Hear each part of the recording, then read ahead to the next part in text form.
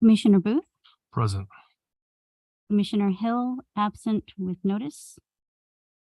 Commissioner Worth, absent with notice. Vice Chair Beamsterfer, Here. Chair Lemke, Present. Thank you.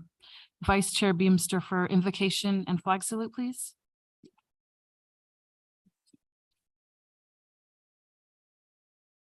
To the flag of the United States of America and to the republic for which it stands, one nation, under God, indivisible, with liberty and justice for all. Father God, I thank you for bringing us here tonight, and I pray for our nation and our city. Lord, I pray that you guide us through tonight and our decision making, and I pray for those that are not here, and in your name we pray. Amen.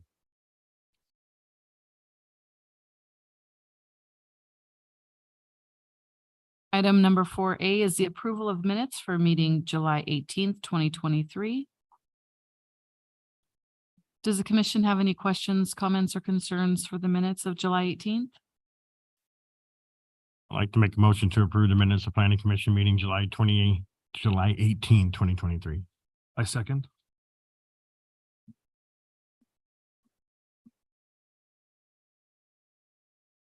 And that is passed 3-0. Number 5 is public comments. Agenda number 5 is public comment period for items not on the agenda. Are there members of the public present that would like to comment on an item not on the agenda? Are there any members public joining via teleconference or Zoom that would like to comment? Thank you, Chair. I don't see anybody in the Zoom conference that is looking to participate at this time. Thank you. Item number 6 for receive and file. Item 6A, Capital Improvement Plan CIP for fiscal years 2023, 2024 to 2027, 2028. Director Noah.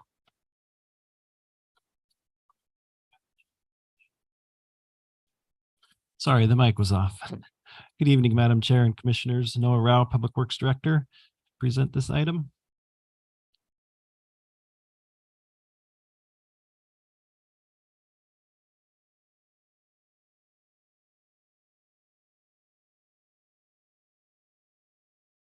This slide's a brief overview of the updates that have taken place in the CIP this year. We had 9 projects closed out and removed from the program. We have 8 modifications to existing carryover projects. We have 9 new project requests. And with this update, there are 88 total projects, 59 of which are projects carried forward that are in various stages of progress, and then 20 future projects that are not being requested for funds yet.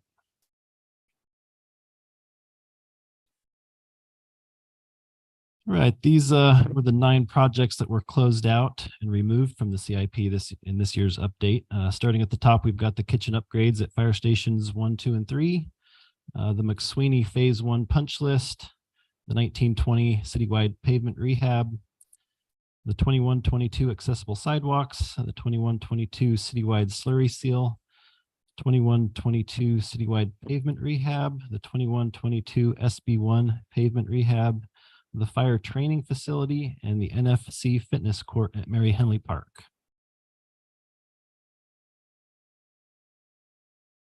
I'll now review the projects that have modification requests in this year's update. The first would be the State Street Waterline Improvements project.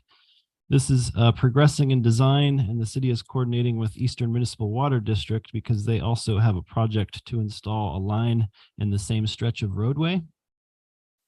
The project has been planned for a while, and the one modification requested is an increase in the budget due to inflation. CIP 5627 is for water quality treatment of wells with high nitrate levels. This project modification is to reprioritize this project and remove the existing appropriation for use on a higher priority project. We will be requesting appropriations for this again in the future. At this point, we're estimating that future would be fiscal year 26-27. For fiscal year 56-59, We are modifying the scope within the same area, but rather than being all the way from Kirby to Lyon, it's being reduced to an approximate 700-foot stretch closest to Lyon. Some work has been added on Lyon itself and on Carnation, which is in the same area.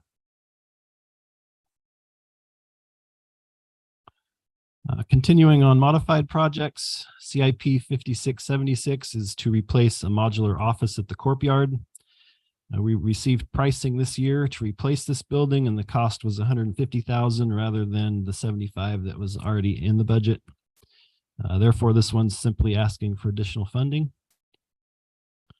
CIP 5749 is a citywide pavement rehab project. The modification here is to take this existing citywide pavement rehab project with already $2.5 million of Measure A funding appropriated and add an additional $500,000 of Measure A and $2 million of general fund dollars that was included in the annual budget for this fiscal year.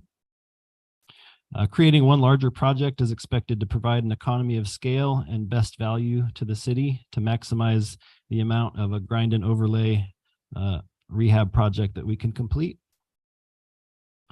We have a lot of streets that need this deep grind and overlay before they fall into reconstruction category. So we're going to try to get as much of that done as possible. Moving on to a couple new projects to the CIP, but these two were previously approved individually over the year by City Council. CIP is a living document, and during the year these projects came up and have been approved, but still need to be added to the program since this is the first available update. CIP 5746 is funded by a state per capita grant and is currently out to bid. Well, this one was approved to accept the grant and to bid out. It still needs the funding appropriated. Next, we have the Simpson Memorial Center facility improvements. This is an approved project with funding appropriated since the last CIP update, so it's just being added since it's the first available update. All right, moving on to the brand new project requests. Water Tank 1 recoat is a request. This is a critical for the water system maintenance program and declared necessary by our most recent tank inspection. Next is the water system supervisory control and data acquisition update. The existing hardware and compatible software used in the city's current SCADA system is becoming obsolete, and it needs a system-wide update.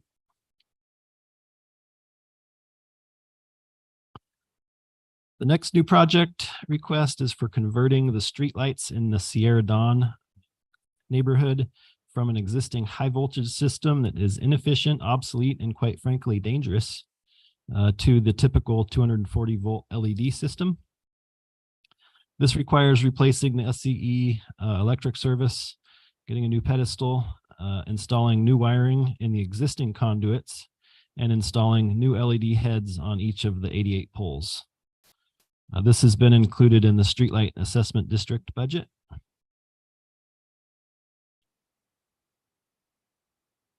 Next, we have the Auto Mall Street Rehabilitation Project. This project will rehab all of the city-owned streets within the Auto Mall, which are in very poor condition. And the remaining 5 new project requests for this year are the routine project requests that we typically see each year. The first 2 are Measure A funded street maintenance and rehab projects. The third one is an annual SB1 Road Maintenance and Rehabilitation Act project, which is gas tax. And then the last 2 are the sewer and water infrastructure maintenance projects. Here's a chart showing the total new requests that total $14,276,446. And this is split out by 9 different funding sources. The amount includes the modified existing projects, the postponed project, and the new projects.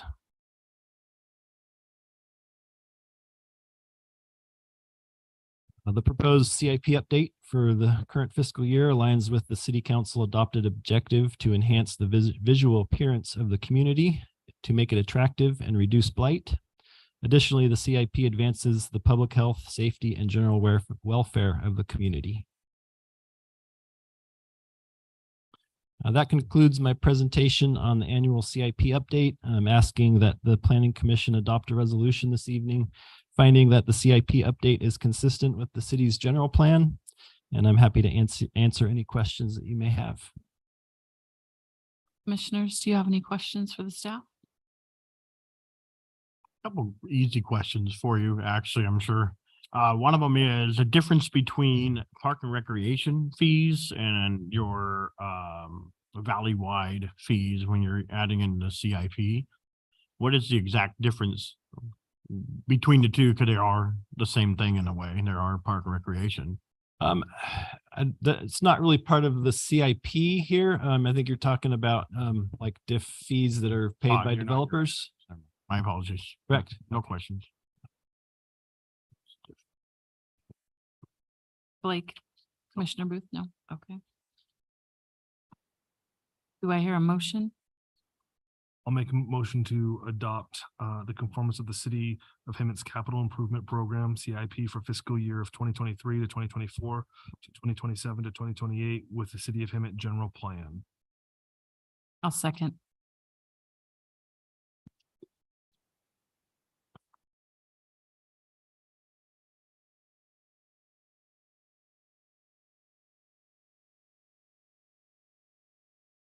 And that passes 3-0.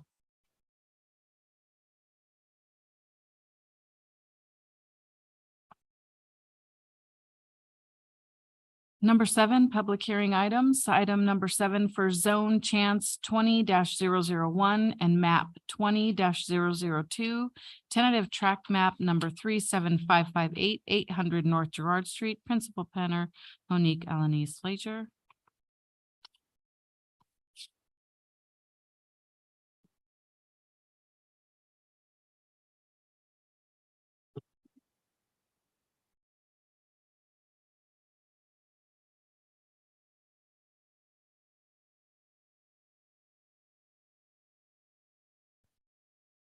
Good evening, Madam Chair, members of the Planning Commission, Monique Alanis Flater. Tonight is a project that was remanded back from City Council. This is for the subdivision of 51 lots. The applicant, Shazal Zhang, and designer Sycand Engineering. The development is located at the northwest corner of Menlo Avenue and Park Avenue on approximately 13 acres. And this is just to refresh the Planning Commission. This subject area is located on Park Avenue and Menlo. This is adjacent to the city of San Jacinto and is almost, the jurisdictional boundaries are just to the east of the property. This is a zoomed in property boundary aerial that highlights the existing vacant condition of the property. And this item was recommended for approval to the City Council in earlier this year. And the subdivision was for 51 single-family lots.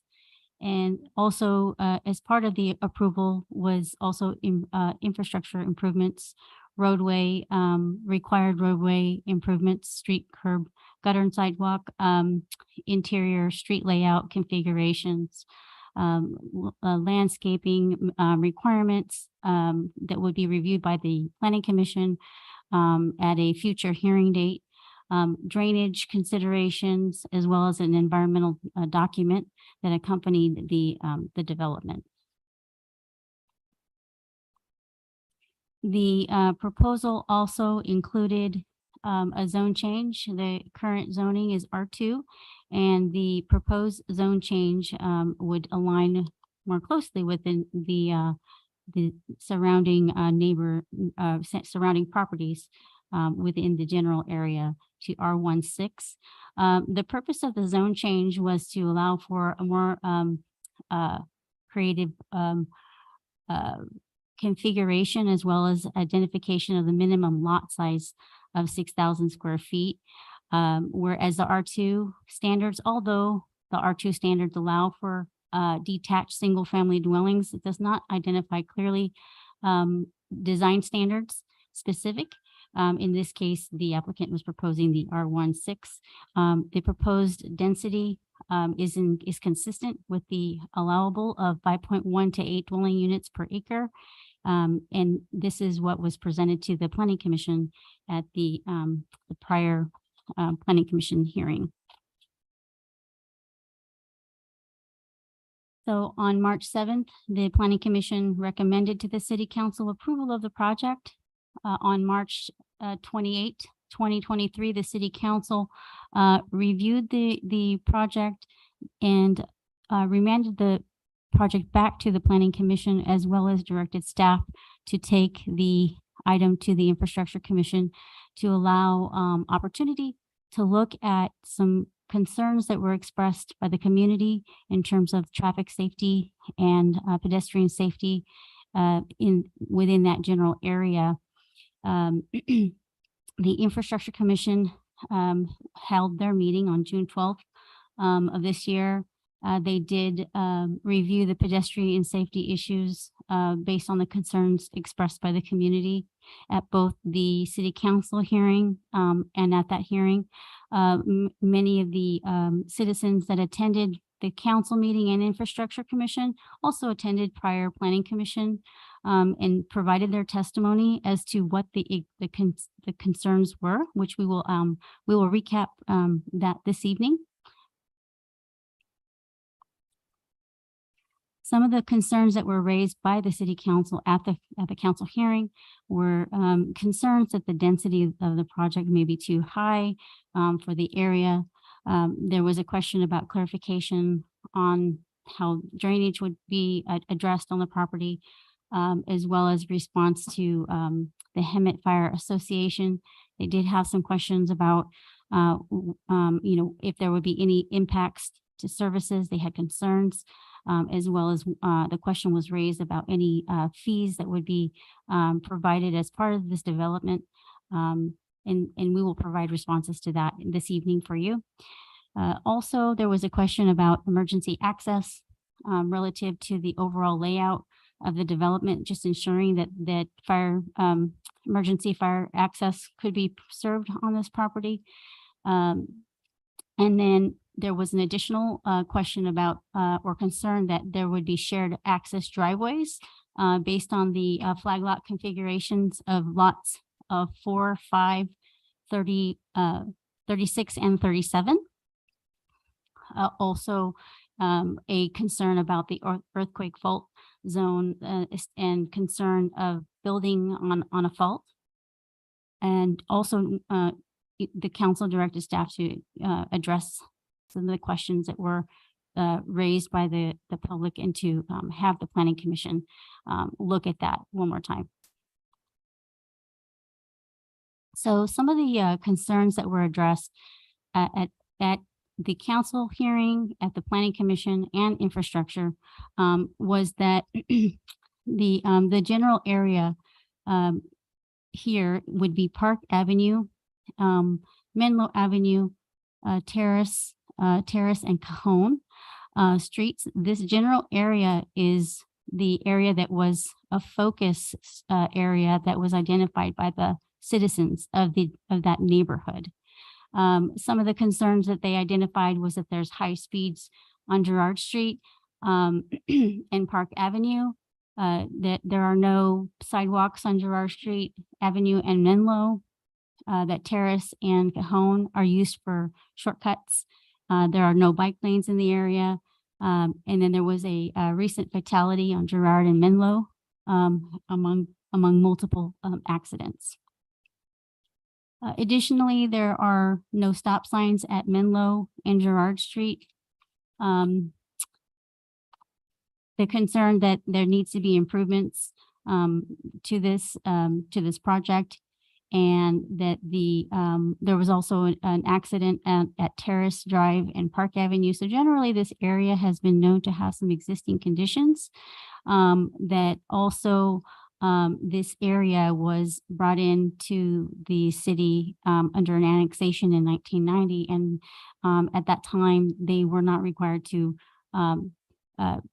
as part of the condition for the annexation, they did not have to construct certain improvements at that time.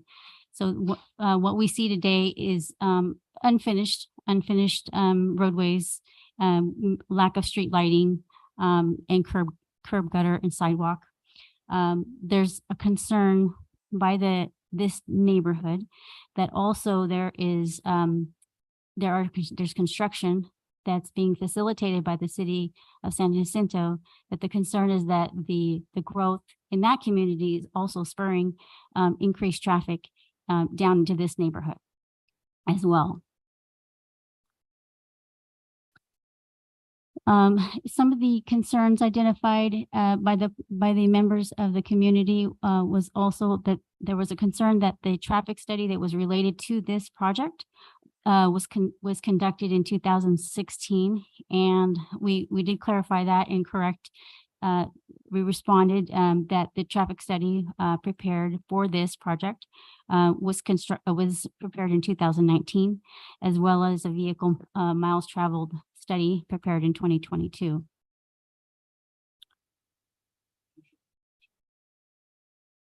Oh, yes.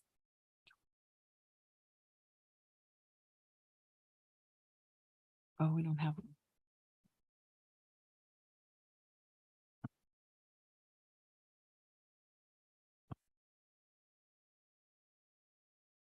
So Chino Lane is really within the midpoint of Girard Street, which is the first star to the left. So Menlo, it's right in, it bisects the two. It's a roadway that exists now, and it has currently a dead end configuration.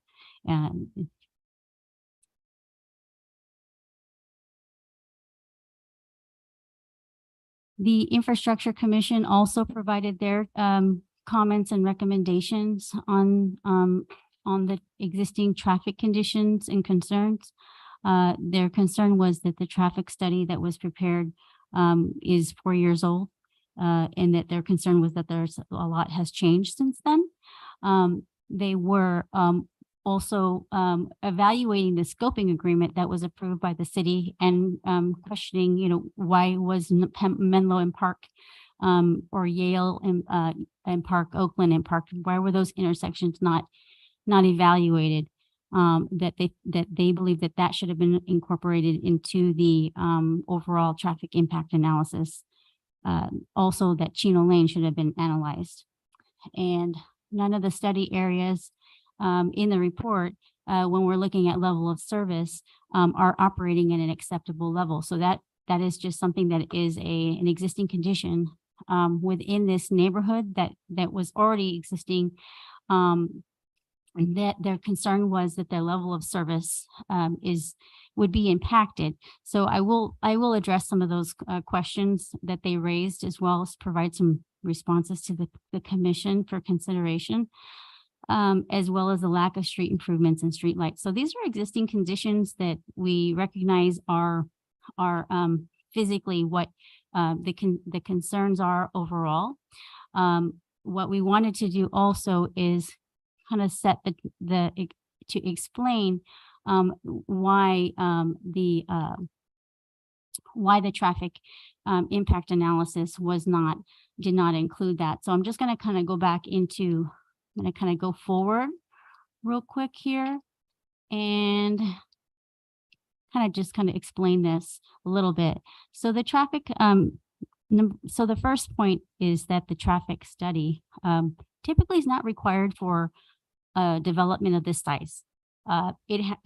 However, the applicant complied with the request, and that traffic analysis, the intersections that were studied were the streets or the intersections that are identified here, marked in the yellow, the blue circles. So those were the intersections that were analyzed as required by the scoping agreement with the city. However, there is a more expanded area that's that we're looking at based off of the neighbors, the community, the feel of the environment that they live in and what they are experiencing along Park Avenue, Cajon, Menlo. And so these are examples of existing conditions that are in the existing conditions in the neighborhood. However, the scoping agreement, the impacts that as part of the analysis identified that the level of service as part of this development was not going to contribute, wasn't going to create the condition wasn't going to worsen as a result of the study or as a result of this development.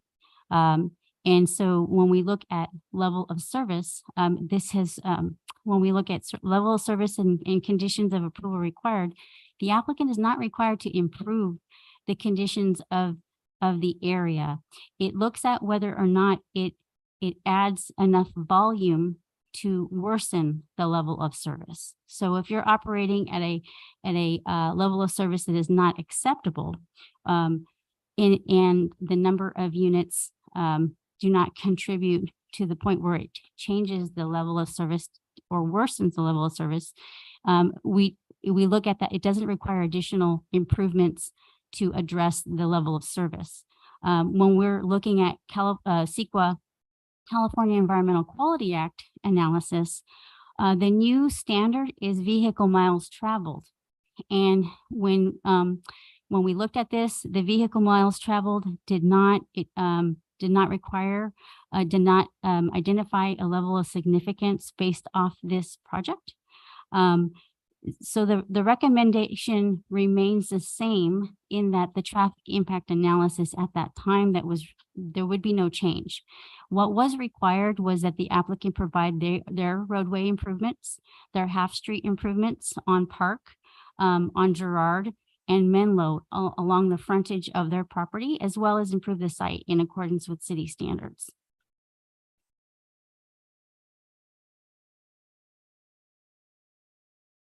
So what I'd like to do is kind of just go back, kind of circle back and then come back with some recommendations based off of what was identified at the Infrastructure Commission and what's been discussed by the community to see if we can come to an acceptable solution that we could recommend and forward to the City Council. So the first response would be to the comment regarding density. There was a question about the dwelling units per acre on the property. And the dwelling units proposed is 5.6 dwelling units per acre. To downzone or to reduce the density where it's below the threshold allowance wouldn't be inconsistent with our general plan and state law. So at this point, the 5.6 dwelling units per acre is consistent. Anything below 5.1 dwelling units per acre would not be consistent. There was a comment about drainage and some considerations with that. We're working through that with the applicant as a condition of approval. There was a question about explaining how the drainage is going to be supported. So you have existing flows that run through the property now, and then you have also, because of the development, the requirement to provide on-site retention. So the condition will require that the subdivider prepare a drainage improvement plan for the city engineer and to be determined by the city engineer approval of the Riverside County Flood and Control Water Conservation District. So this is going to require, as part of the condition, to work with the city through that actual process. So an approval of a development is not the end. They have to go through the final map process, and it's quite a rigorous process with our city engineer. As well as also looking at on-site retention and maintaining ensuring that stormwater is retained in the event of a 100-year 3-hour storm event. There was a question in response to the Firefighters Association. They had a few concerns. So the first one was, what are the response times? And as looking at what the closest fire station was, which we actually weren't aware of, that fire station is fire station number 1 and 5. Number 5 was thought to have been closed, but it actually is open. The average response time right now, just for based on statistics from the Department of Life Safety, the average response time is 8 minutes for response. There will be a development impact fees required to be paid by the applicant for this project that are fire suppression related, as well as fire building permit and inspection fees. One of the things that was noted, though, when we evaluated the fee study, the fees are generated from the Nexus study that was prepared in 2006. And there's a concern that the fees that are existing development impact fees do not support infrastructure in the city. So that is something that came up as part of this, and it was mentioned a couple of times. So I did want to bring that to the commission's attention, that there could be potentially a recommendation to council, perhaps, if it's possible, to update the fees, the development impact fees for the city. Now, I can't speak to the technicality of that, but just based on what I understand, the existing impact fees are not necessarily supporting the infrastructure today based on the time that they were approved.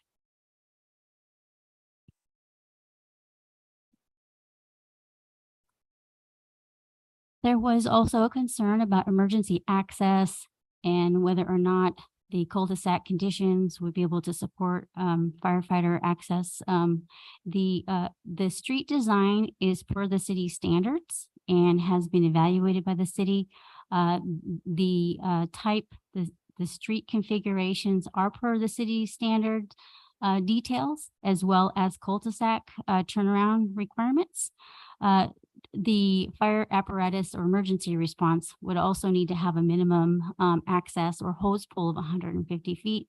They also rely on our city standards as well as the California Fire Code.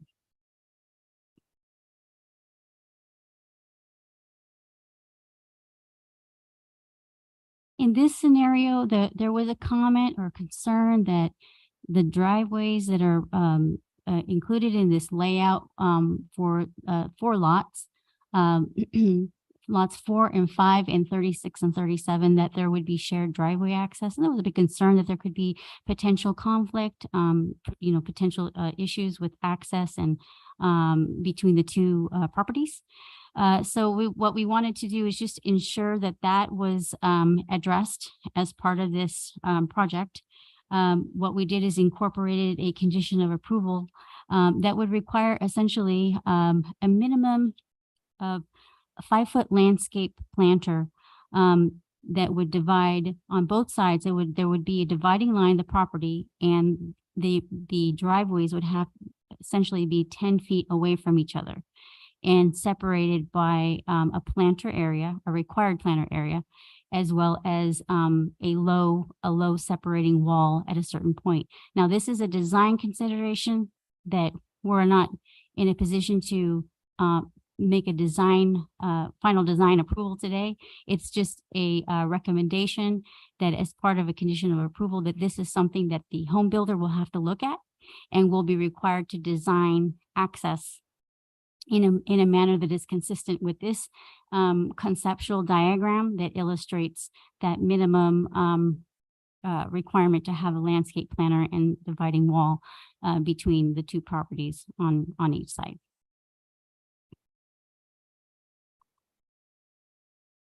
There was a concern about building on an earthquake fault line.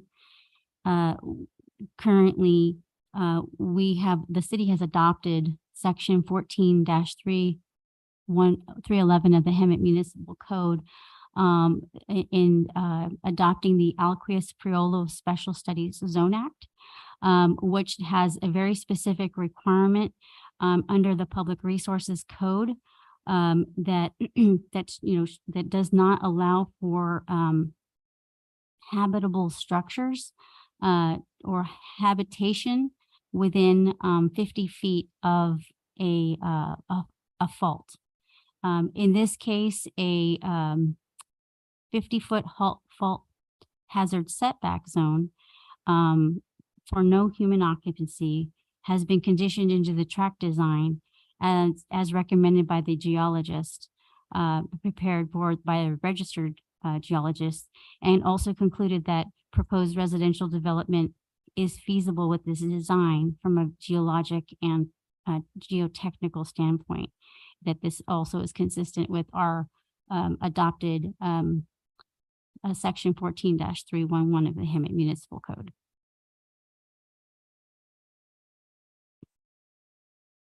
So looking back at what the response, what the response is to the concerns for traffic, we just have a few recommendations for the commission this evening to consider above and beyond what was originally approved at the first Planning Commission meeting.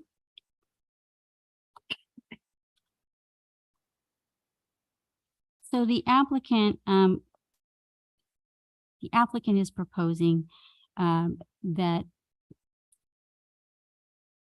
they would construct, in addition to what's already required, that they would construct full improvements, full curb, gutter, sidewalk, bike lane improvements from Girard Street to Park Avenue, and complete that street out, as well as construct a four-way stop at Girard and Menlo, subject to a development impact, a negotiating agreement, that would be between the city and the applicant to cover the costs of, or in good faith, to cover the construction.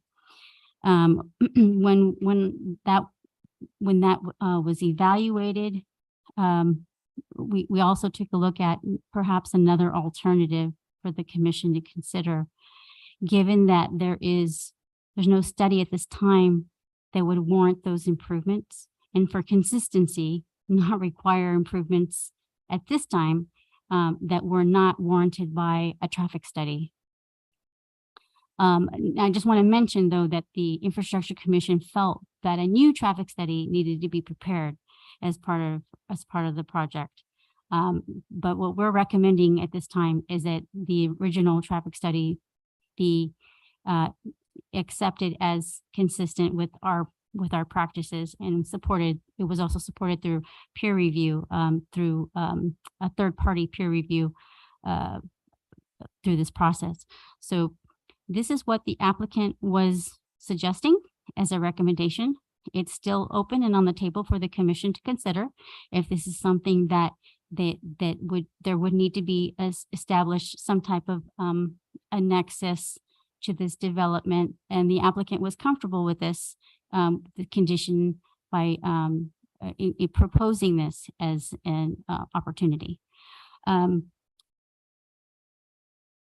However, taking a look at kind of some of the existing conditions and looking at this at a more holistic perspective, at the last Planning Commission meeting, we did talk about this as well. And what we did, what the commission recommended is that we look at also holistically and maybe taking something separately as a recommendation to the city council that would be reflective of addressing the condition, perhaps through a separate type of study that would be done through the so looking at this and taking into consideration the comments and concerns that have been made by the members of the community, we think that we can we could recommend perhaps a separate type of study that really encompasses is a local study.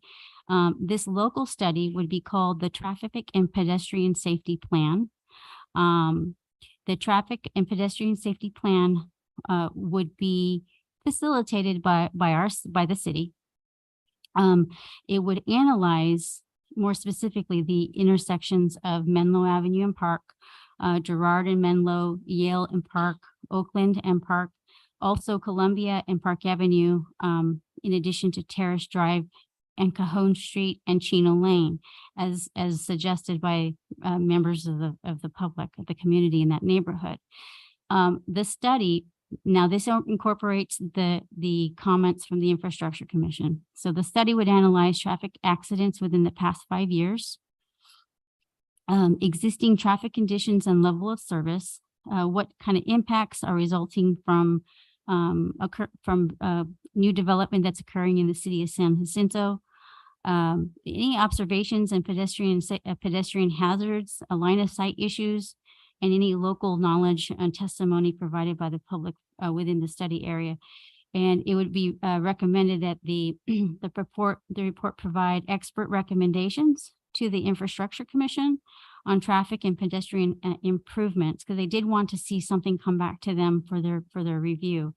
Then at that time with that study, they could forward a recommendation to the City Council based on that study that was prepared. There was a condition in the original staff report that the applicant would pay for the cost of this study. The conditions of approval this evening that have been provided to you do provide a modification to that the applicant was also comfortable with. In condition number 8. So with that, the applicant would be agreeable to providing for the preparation of this traffic and pedestrian safety plan, provided that the city and the applicant negotiating in good faith can reach a mutually agreeable development impact agreement covering the plan. So this was one of the recommendations that as staff felt that it would have more of a meaningful impact in this particular neighborhood to address the specific, to address the existing conditions within the neighborhood in a gesture of goodwill by the applicant to work with the city on preparation of the report. There are also additional opportunities for the commission to recommend to the council. It doesn't necessarily have to be in the form of improvements up front or in the form of a local traffic pedestrian plan. We could look at this more broadly citywide, because this may be an issue that we're having in other areas of our community that could be supported by a larger or broader study, similar to the city of Menifee, who recently adopted the citywide local road safety plan, and it was facilitated by the city. The intent of that program was to create a greater awareness of road safety and risks, reduce the number of fatal and severe injury crashes.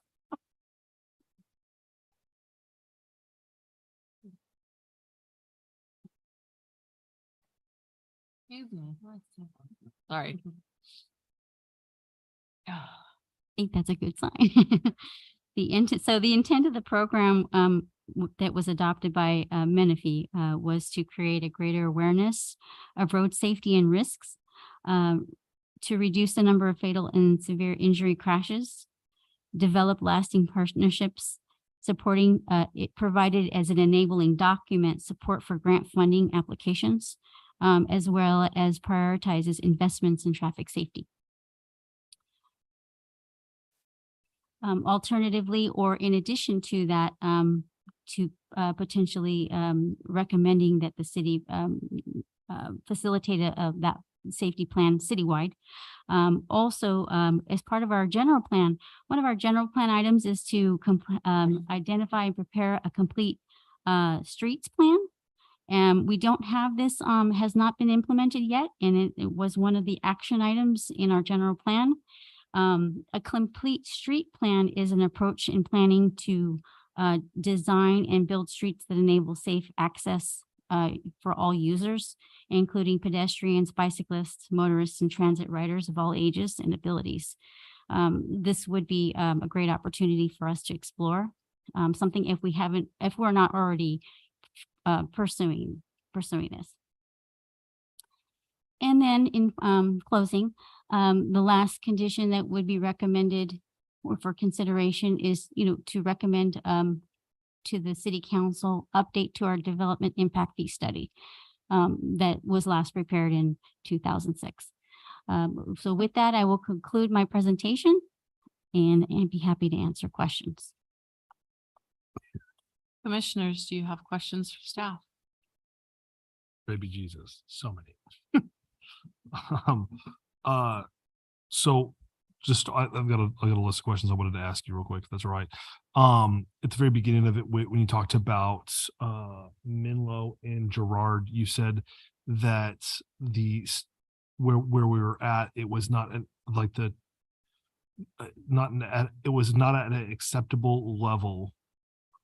What does that mean? What are your guys' qualifications for an acceptable level of use?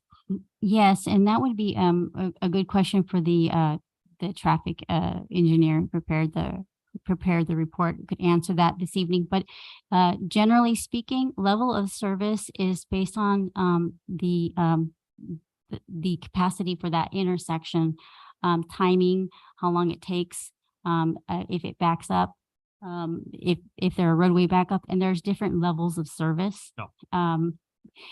I would like to have our the applicant's traffic engineer to respond to that more clearly for you. Yeah, I would love that. And then, so when in other situations where we have a similar situation as this, where it's not an acceptable level, is the burden then on the developer to solve that issue for us?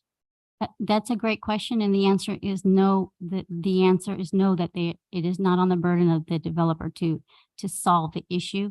What they are required to do is what is required to include, depending on the scope of the project and how large the project is and the intensity of the project. Now, if this was a large shopping center that was being evaluated right now, the traffic impact analysis would look at a larger area. However, because of the scope and size of the development being 51 lots, single family property, what was required was sufficient based on our analysis. And then in the 2006 traffic impact study, the Park and Yale was not factored into that study on this segment. That is correct.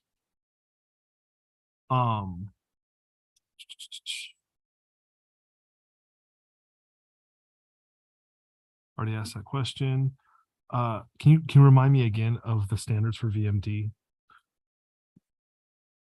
Yes, and then I also would like the traffic engineer on behalf of the applicant to provide responses on the vehicle miles traveled as well. Great. I think it's important to have a clear understanding of that, because that has changed. It's a new metric Right. that has been required by state law. The city of Hemet recently adopted that standard and how we evaluate for environmental quality impacts. And that was adopted this year by general plan amendment. Because just with that area, there's already it seemed, in the scope of all the neighborhoods that are around there, it seems like they're meeting all our qualifications for the general plan. They've done almost everything we've asked, and it looks like a small plot of land compared to some of the other developments that have been around it in neighborhoods. So I don't feel like there's a problem on the applicant's part, but I do feel like our recommendation though was for the city, if I remember correctly, like we had passed this on to the council, like with recommendations to do a traffic study for that area, including Park and Yale, because Park and Yale is a rough spot as well, so I don't understand why it was, I guess, kicked back to us. Well, and that's why we have all of the alternative recommendations citywide and outside the scope of this project as well. So if we make the resolution to adopt this, all those recommendations are gonna go back to council, like, or we have to make a second recommendation for all those things to go to the council. That's actually a good question. The alternative recommendations, will those be included in this recommendation, Monique? The commission could recommend any one of these alternatives. You could recommend all of them, except if you were going to recommend one or two, we would want to know what the preference would be. And also that, you know, maybe perhaps by the testimony this evening by the public, we would want to know what the preference would be to whether or not there's a desire for the improvements on Menlo to be completed at this Can stage. you leave that screen up Mhm. for the open hearing? Mhm. Great, is that okay? Okay. Any more questions, Commissioner Booth? Sorry, yes. You talked about a third-party review of the traffic study. Can you explain like what they're like, was that that was obviously of the 2006, right? And then what was their findings? The 2000, so the applicant prepares studies for the initial study that was prepared for this, the environmental document. They will have a technical expert, like such as a traffic engineer, prepare the analysis. That analysis is then the city enters into a third party, tri-party agreement with a consultant that has experts in the field that is a third party consultant that will have a third party traffic engineer review that study to ensure that it's consistent and that they agree as a peer, a technical peer reviewer. Gotcha. And so their review concluded that it was consistent. Okay, cool. And then the last thing, just because I want to make sure that I understand this, like when it comes to the fault line, it sounds like we did all our due diligence. Did any of the other developments in the same area have to go through such the same kind of rigor and pay for the same kind of fees to and adjust their development? Because it doesn't look like it.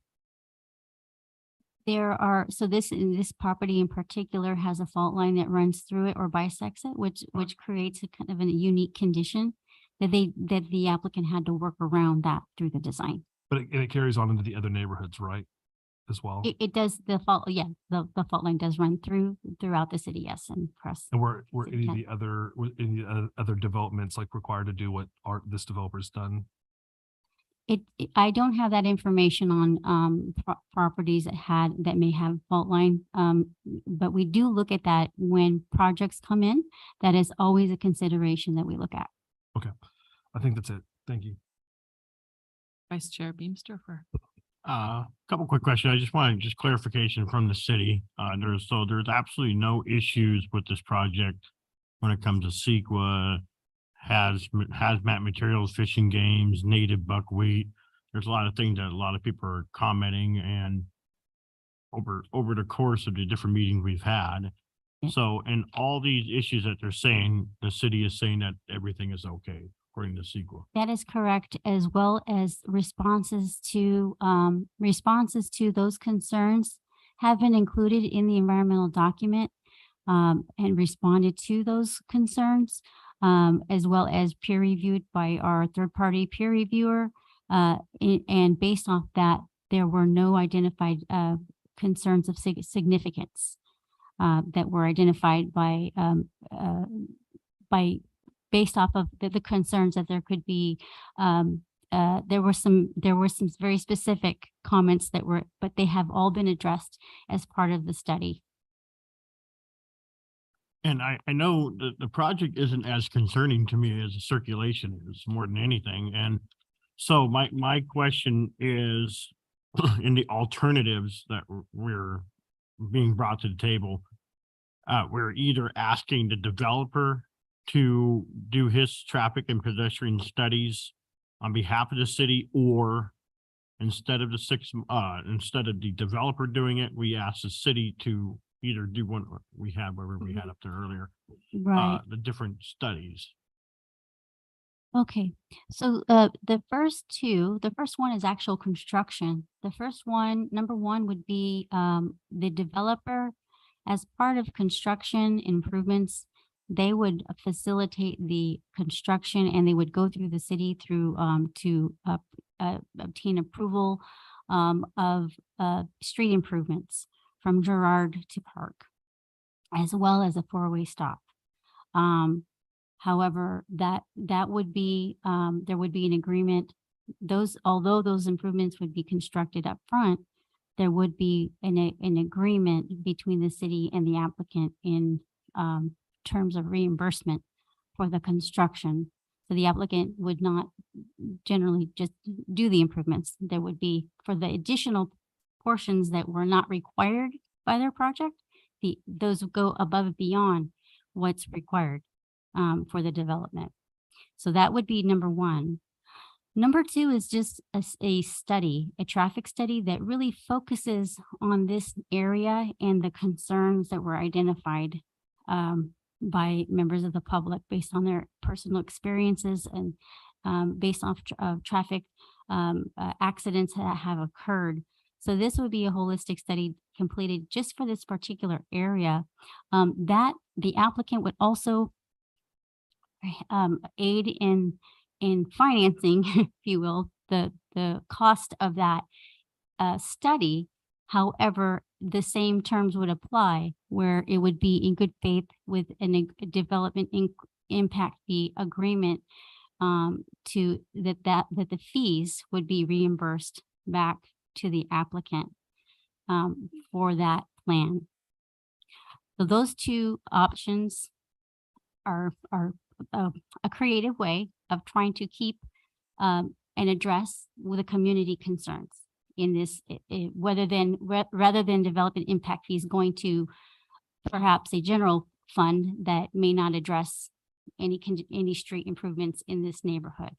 So the goal is to focus on potential improvements or have recommendations from a professional traffic engineer who could provide sound recommendations for traffic safety and pedestrian safety improvements to be facilitated. So that would be alternatives 1 and 2. Condition or alternatives 3 and 4 are simply recommendation that the city council initiate a citywide plan that would have a larger impact on the city, that would be not financed or not, there would not be a requirement by the applicant to facilitate this. Those 3 and 4 would be simply the city initiated. And then also, that would require council's approval, and it would have to be something that was under a priority identified in their strategic plan. Would you say 3 and 4 would be kind of equivalent to 2, but the No. city is paying for it, or 2 is just much more in detail? City number 3 would be a large scale citywide, whereas number 2 is only this neighborhood. Yes. And number 3, yes, as you said, that would be the city would initiate it. The cost would be the city. And then clarification, you already said it, the developer agreed to redo the streets, the sidewalk, everything prior to development or after development? The applicant agreed prior to the final map approval process. There's a certain, and I have to refer to our city engineer on the timing of construction, but it would be required prior to, so the improvements would be in before, essentially, would be the number one priority is to get the streets improvements in first before the homes would go in. I definitely agree that the diff fees should be adjusted since 2006. Well, no other questions. Thank you. Okay. With no other questions, we're going to open the public hearing. And the applicant is here thank you.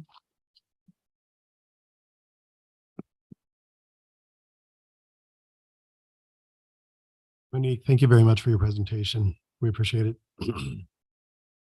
Chair Lemke, Commissioners, good evening. Nice to see you again. My name is Jason Ackerman. I represent the applicant. I think Monique prepared a very good presentation this evening. And based on your questions in part of the presentation, I think you'll come to realize that many of the comments that we heard at City Council and from members of the public simply required clarification. So for example, the project never was designed to include habitable structures within Elquist Priolo, within the fault line zone. So we just had to clarify on maps that that was in fact the case. It was previously designed around that. There were never shared driveways on any of these flag lots. It just had to be depicted in illustrations. So what I'd like to do is I'd like to focus on what we suggested as potential changes here to address the concerns that we heard from the public.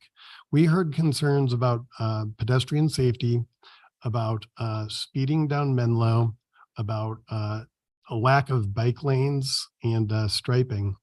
So as Monique described, we have this obligation to do half streets, curbs, gutters, sidewalks, and bike lanes on our frontage at Park, Menlo, and Girard. There is a section that is off, and our traffic study shows and CEQA shows that off-site improvements, for example, at Menlo and Girard, are not warranted, right? But what we've offered to do is negotiate a development impact fee agreement with the city that would take all of the applicable development impact fees from our project and ensure that they're used in this immediate area. We would that would allow us to do offsite improvements. That is the half street, curbs, gutters, and sidewalks from our property line on Menlo to Girard Street to ensure that you have continuity through that intersection. The other thing that we agreed to do is, if after we do those improvements, it is determined that it is warranted to install stop signs at Girard and Menlo, because we've heard a lot of comments about speeding on Menlo, we would do, pursuant to that same development impact fee agreement, we would install that striping and those signs. This is one way we thought there was maybe a thoughtful solution or a more elegant solution to ensure that the development impact fees drawn from this project are used in the immediately adjacent area to address the concerns that our neighbors have had.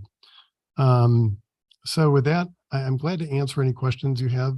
You may want to ask questions now or wait until you hear public comments, but I'll leave it to your discretion. Do you have any questions at this moment? Okay.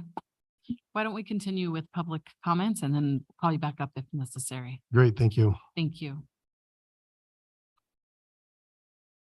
Terry Lerner. Just to remind you, if you could state your name at the podium and you'll have 3 minutes. Or you want me to do it?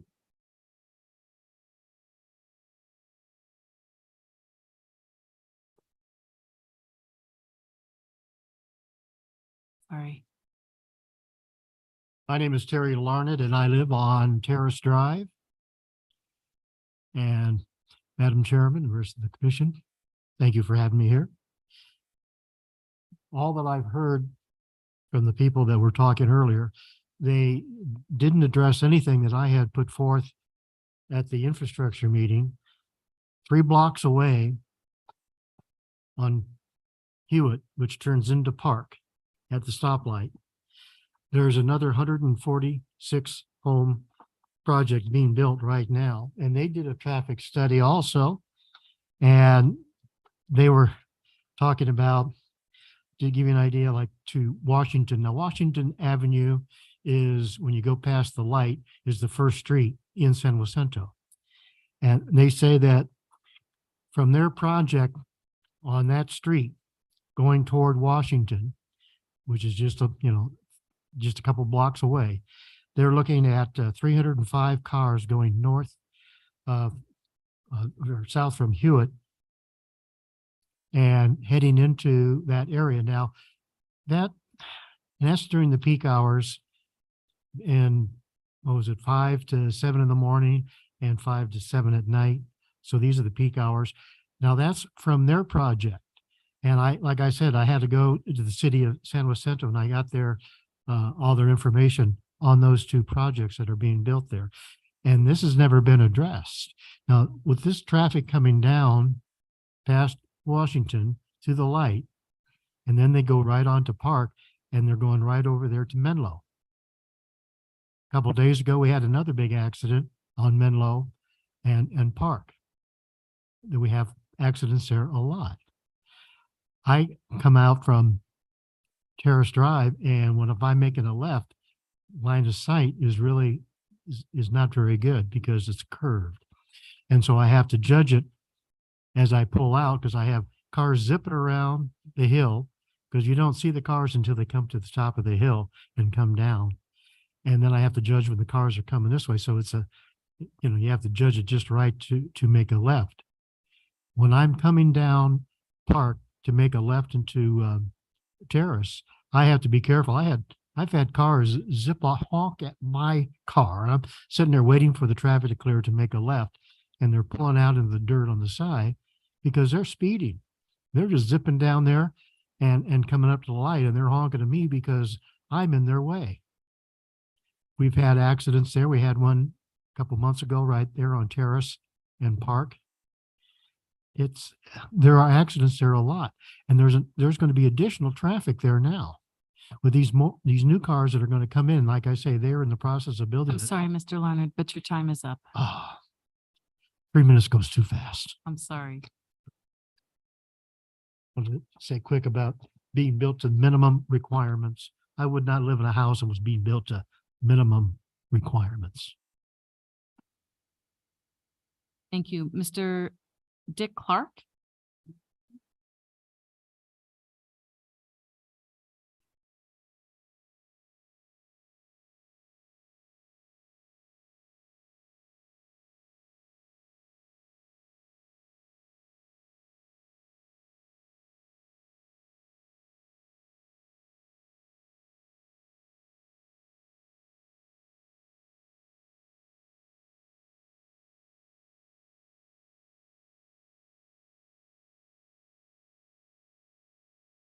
My name's Dick Clark.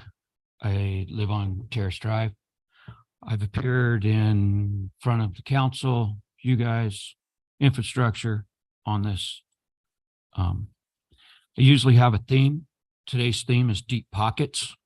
I remind everybody back to the first one, takes you back to Aaron Brockovich in Hinckley, California, hazmats. We heard tonight that hazmats, you asked a great question. Thank you. Hazmats have been looked at and it's checked out. Staff report, go back to your staff report, page 211. Quote, potential threat, agricultural chemicals such as pesticides were used on the on-site. Ag use included multiple structures, square-shaped detention pond. The agricultural business operated prior to a period of stringent regulatory oversight, pre-1980. Types of equipment used and potential hazmats are unknown. I brought this up once before. I don't remember if it was this meeting or infrastructure. There we go. Mr. Ackerman had a man here that got up and said, hey, we've already looked into it. It's no problem. You know, similar to, I'm from the government. I'm here to help. Believe me. I have not seen in any of these reports a scientific study of the soils to see if there's contaminants there or not. And without that, the city is sitting in deep pockets. The city knows about this. The city knows that it's a hazard. If you don't tell the applicant they have to do that, and after all of the construction and the dirt levels all this stuff up in the air and all the residents around are breathing it, and problems start, who's going to be sued? The applicant owner and the city. Now, the applicant owner lives in a nation that is extremely hard for proof of service when it comes to legal paperwork. I go back to my experience. I was a cop for 25 years. My last 10 years were spent mainly in civil and criminal courts. Lack of proof of service ask your city attorney, will kill a lot of things. So if somebody's going to sue the city and the applicant because the hazmats weren't taken care of, and you can't make, you can't get proof of service to the owner, who's left holding the bag? The city is. So that needs to have a study, a scientific study. The traffic study, I still don't know why, after all this time, a new study. Sorry, Mr. Clark, your 3 minutes is up. Well, I thank you. I kind of got an idea that we're going to be going to the city council with this anyhow.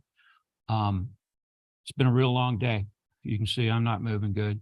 If you have any questions for myself or my wife, I'd appreciate you asking them quickly, because we're not being rude. We got to go get our feet up. We'll be leaving soon, but I appreciate it. Understood, and thank you for your time. Connie Clark?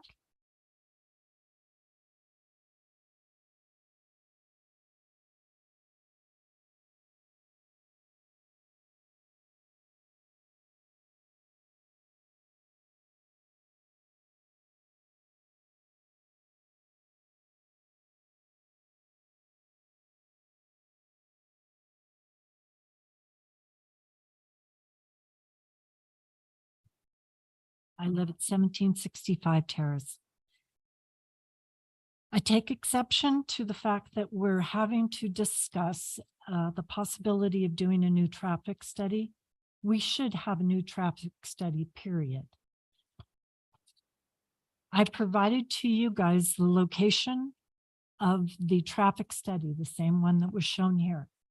In yellow, you can see we're acknowledging. In red that I circled, we didn't discuss what goes on here. And nobody took the time, because that's, we all know that's a terrible area. I was constantly being bombarded with the fact that it's told that consistent with the County of Riverside traffic study guidelines, blah, blah, blah. Okay, so then I looked it up. When you pull up County Riverside TIA guide, which you can see on the bottom, everything's documented. You have number 5 and number 7. I won't go through 5 because you're in the Planning Commission and you know the definitions already, but those are the definitions in 5.0.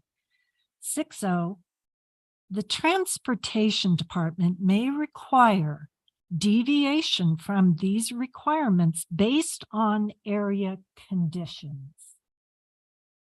For sure, this opened up the study of Park, Yale, and Menlo. No, we don't just do what 5 says. 6 also says, but you know what? You may have a situation, which is where we're at. Menlo, Park, and Yale are extremely close to this new area. We know there's a problem. Fine. We can't compound this. Please read number 7 very carefully, because it does talk about the timing. Yes, I was incorrect in the 2016. It was 2019. Read your track plot plans use cases, because it's very, very specific.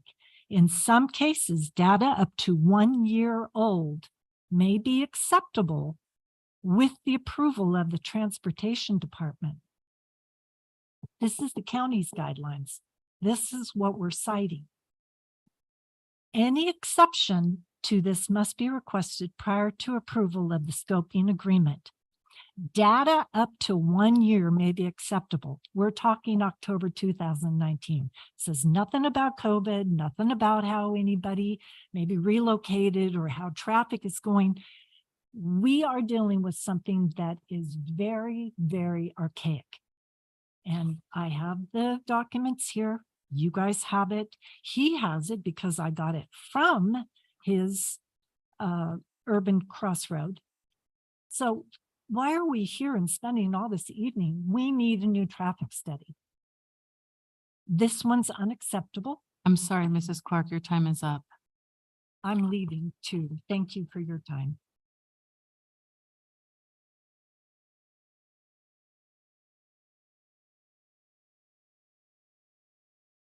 Mr. Yoshida, is there any e-comments? Thank you, Chair. I received 2 e-comments, but I'd like to throw it out to the Zoom teleconference to see if anybody would like to participate through Zoom. I see no hands raised, so I'll proceed with the public comments. First one is from Arnold Martinez. Hello, I am very concerned about this project. I am specifically concerned in regards to the Girard and Terrace and the surrounding streets. These streets are used as a cut through for many vehicles that don't live in the neighborhood. These streets have been deteriorating for years, and the thought of adding more vehicles on them seems unacceptable for those of us who live here. Not to mention the traffic that will be added to my neighborhood. The good majority of traffic that comes through here are speeding cars, and we are not going to add to this. There are children and adults who walk and ride bicycles on these streets. They're not equipped to handle any additional traffic. There are no sidewalks or curbs or anything to provide for pedestrians. This causes great concern to me. It is also my understanding that this lot is located on a fault zone. Is this really where we should be building homes? I hope this project will be looked at very closely to be sure this makes sense for our community. And then the second comment is from Regina Martinez. Hello, I also live in this community and agree with the concerns that you received from Arnie Martinez. I am specifically concerned in regards to Girard and Terrace and the surrounding streets. These streets are used as a cut through for many vehicles that don't live in the neighborhood. These streets have been deteriorating for years, and the thought of adding more vehicles on them seems unacceptable for those of us who live here. Not to mention the traffic that will be added to my neighborhood. The good majority of traffic that comes through here are speeding cars, and we are going to add to this. There are children and adults who walk and ride bicycles on these streets. They are not equipped to handle any additional traffic. There are no sidewalks or curbs or anything to provide for pedestrians. This causes great concern to me. It is also my understanding that this lot located on a fault zone. Is this really where we should be building homes? I hope this project will be looked at very closely to be sure that this makes sense for our community. That is all the public comments that I've received.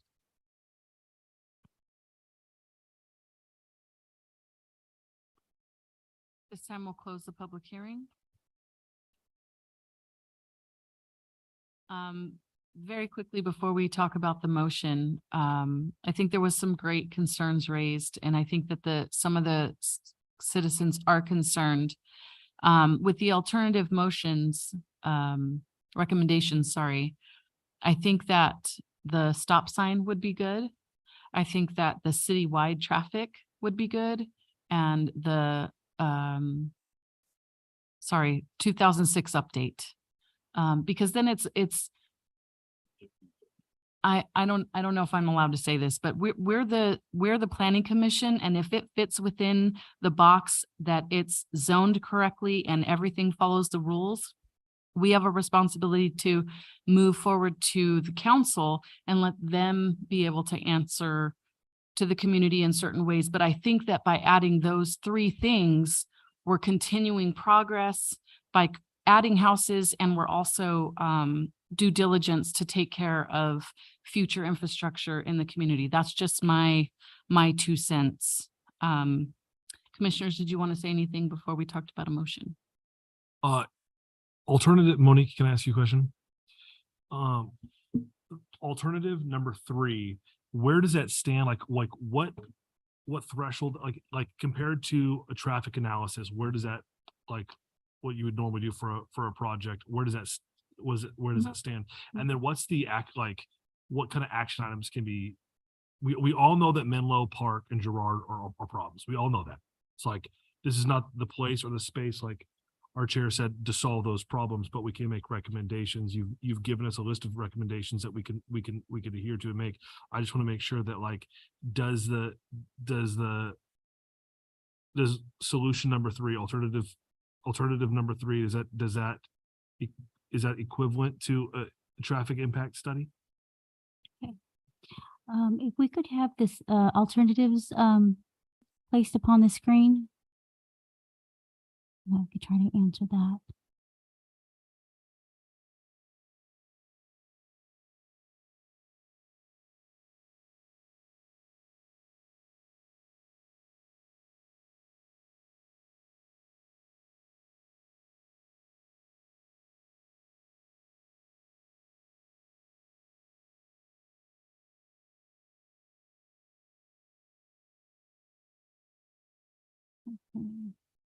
Okay, so here are the alternative recommendations.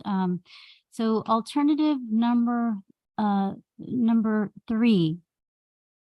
Alternative number 3 is a very large scale recommendation. It is citywide and it is beyond a traffic impact analysis for a project. It's to evaluate citywide. It is also an enabling document for potential grant funding and looking at traffic safety opportunities citywide. So it would be a larger scale, a larger scale effort. Whereas alternative number 2 would be a focused traffic study. Number 2 recommends a local traffic and pedestrian safety plan to be prepared by a traffic engineer. This would be focusing only upon the neighborhood and the areas that were identified by members of the public for this particular, for these hearings that have been held by Council, Planning Commission, and Infrastructure Commission. Pardon me for my ignorance. So is that equivalent to or less than a traffic impact? So just because I'm not. Well, the traffic impact analysis, if it is required, it only studies, it only analyzes what has been required to be studied. This particular recommendation goes beyond a traffic impact analysis.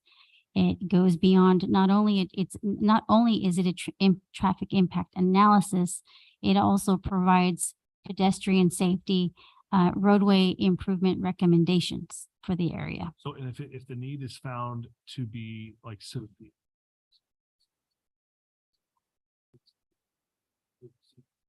obligation to take care of that and mitigate that and come up with a solution.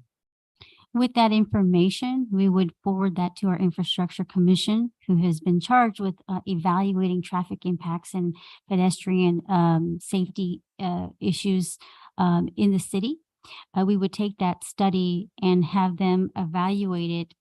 With that information, they could forward a recommendation to the City Council that they are in agreement that those improvements would need to be, that they would be in agreement.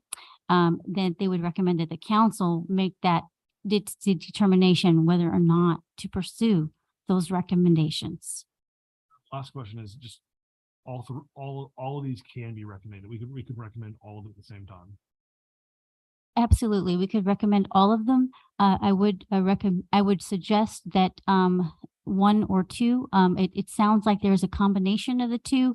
It sounds like what I heard that the street stop sign, we could perhaps massage the alternatives to a recommendation to provide as part of the project that the applicant would install the stop signs and the recommendations for that intersection of Girard and Menlo, in addition to the local traffic and pedestrian safety plan for the area within that neighborhood. Those two would be combined, and with that, then that would we could just modify it to include that, in addition to including that those efforts would be incorporated into the negotiating agreement for the development impact fee considerations. So number two would legitimately take into consideration what we've heard our community offer up today, like their considerations and their worries. This would be studied. Absolutely. So that the recommendation of what needs to be studied is clarified in the condition of approval, specifically based on the comments that were provided.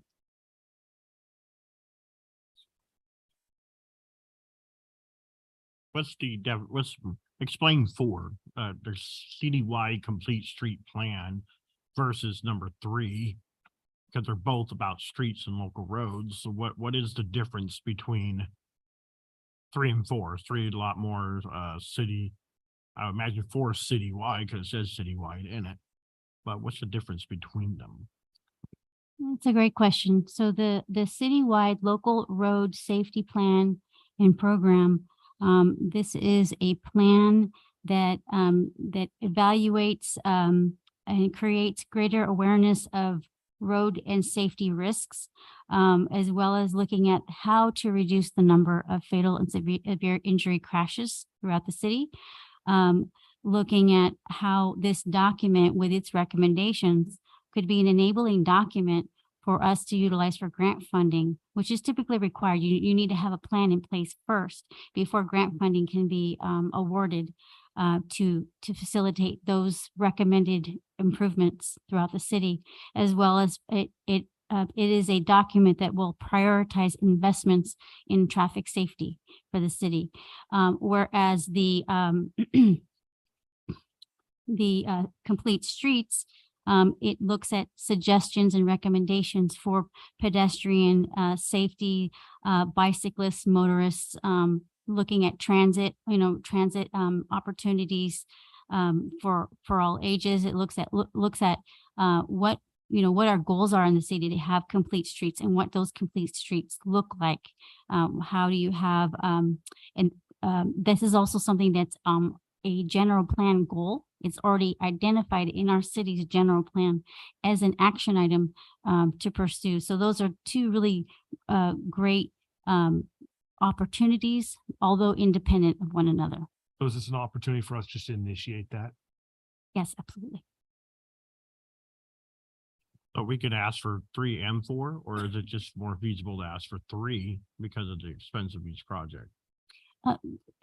The expense would not be tied to this project specifically, where there would not be a timeline set with those recommendations. It would be simply recommending that the council look into this and explore these opportunities that may be needed within the city.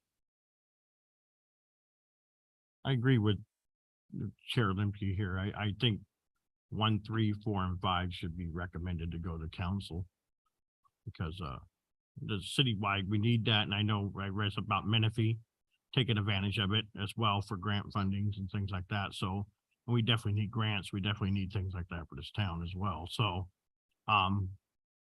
project wise, I agree with the project and I think we should recommend 1, 3, 4, and 5 as well to the city council. How do you feel? Are you ready?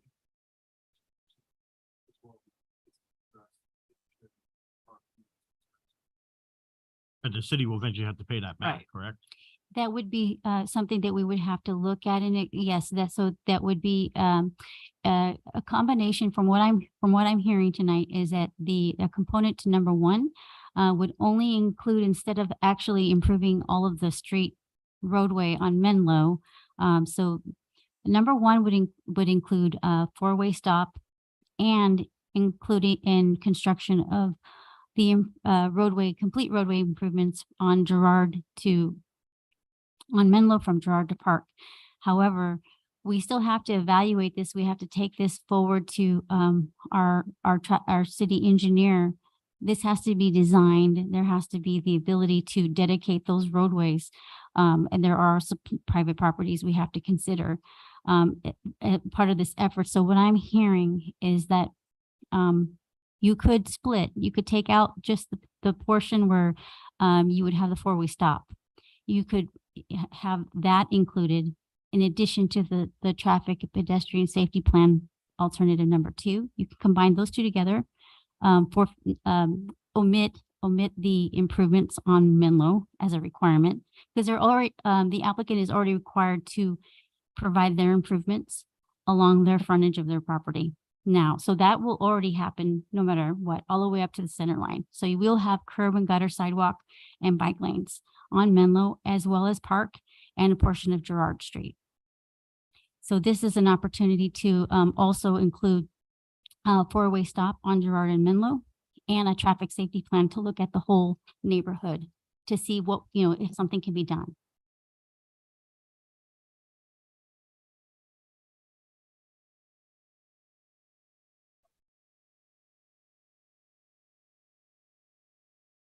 Kickback, is the kickback because number two is requiring the developer to pay for it? No, the kickback is I feel like it's not gonna make an impact immediately. I can make an impact immediately, but in the long term, it's like planting a tree. But so is the citywide local road and safety plan But program, does- because it'll incorporate that area as well. But does that, will that stand in for, what is this thing not working? Well, does that stand in for, will that stand in for number two? Will that cover what number two would do? Number three will do what number two. Two is closer to the project, and three is citywide. Yes, and so number two could potentially recommend a four-way stop at Menlo and Gerard, but we don't know yet until that study is completed. So some of the testimony that's been presented by members of the public is that there have been very serious accidents at Menlo and Gerard Street. As well as like Terrace Oh, and yes. Park and Yale. And that's Uh, correct. So like that, the reason I think two is important is because it's focused on that specific area, which we've had. And I mean, if we're gonna have a broad study, there's a million areas in the city that can be pinpointed.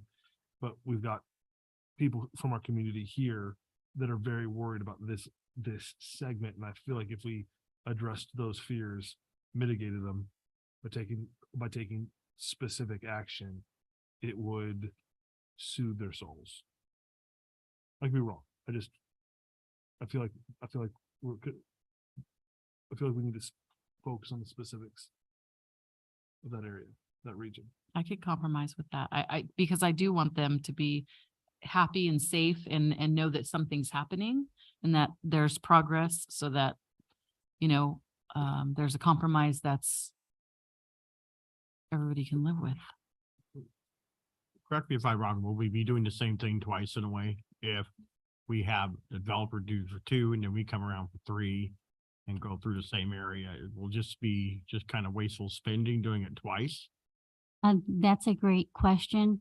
I believe that number three will be an independent study citywide. Would it certainly not be, it's up to the city council if they want to pursue that option and feel that that is a priority looking forward. And that'll be, that could be a recommendation for them. This will be number two, it addresses more specifically what we heard that council and infrastructure commission and planning commission kind of collectively agree that it would be an opportunity for a study to focus on this area. The third, number four, the citywide plan would be a separate effort, and it would be a recommendation from planning commission to council to just add on to recommend that they add this as part of perhaps their upcoming future council priorities. So 2, 3, and 5.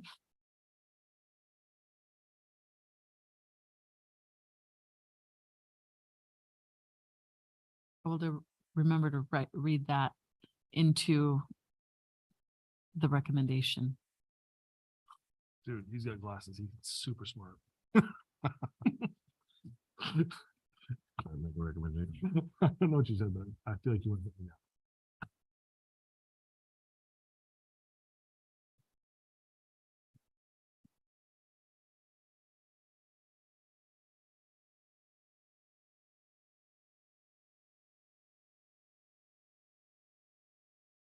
I already did. So we're gonna just, like, we're gonna vote on 7A. Yeah. Yep. And then are we separately going to make, You're going to include the alternative in, okay, yeah. So there's 3 that you have to read here, and then you're going to include alternative recommendations 2, 3, and 5. Okay, I would like to make a recommendation to adopt mitigated negative declaration and mitigation not monitoring reporting program for zone change 20-001 and map 20-002, tentative track map number 37558, 800 North Gerard Street. And 2, to adopt planning commission resolution amending the zoning map of the city of Hemet from R2 low density multifamily to R1 single family residential, 6,000 square feet minimum lot size. Property located within northeast corner of Girard and Park Avenue and tentative tract map 37558 to subdivide the approximately 13-acre parcel into 51 lots for future construction of a single family residence, and to include, and to direct staff to file notice of determination with the county clerk, as well, and to include the local traffic pedestrian safety plan, the DIF agreement, as well as the citywide local road safety plan program, and to update our DIF fees from 2006. I second.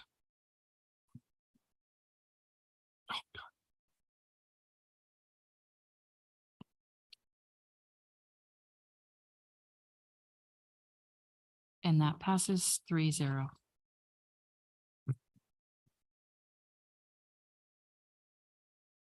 For item number 8, we don't have any work study items. Item number 9A, city attorney reports. Nothing to report. 9B, community development reports, and we'll let Monique get back to her seat.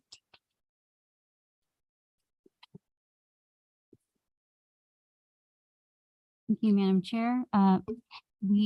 I'd like to report that the city is actively recruiting for the senior planner position, as well as the planning technician and assistant planner position. I've seen those on LinkedIn and shared them. Number 9C, future agenda items.